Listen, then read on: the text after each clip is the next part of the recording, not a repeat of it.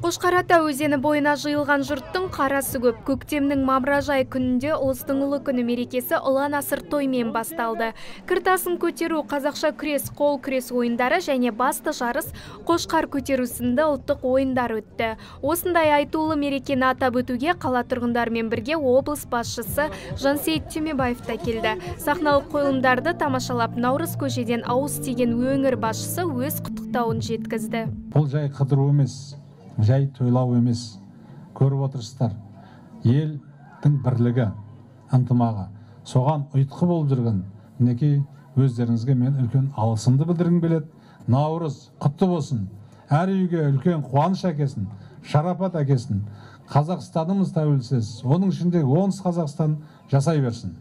Іс-шараға келген қала тұрғындары мен қонақтары разылықтарын білдірді.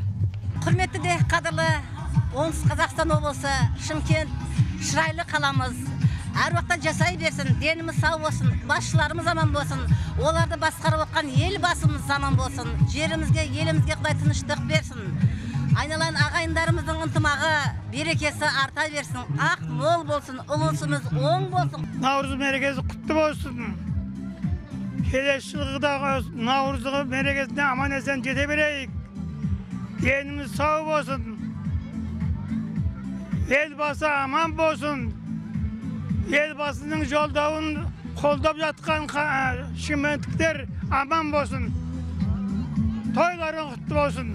Биылғы сейілді ұйымдастырушылар қаламыздың қошқар бағушы фермерлерінің арасында жарыс өткізіп, қаржылай сыйлықтар табыстады. Бас жүлдеге 200 мың теңге тағайындалған. Ордабасы ауданы 3 жыл қатарынан жеңіс тұғырынан көрінуде.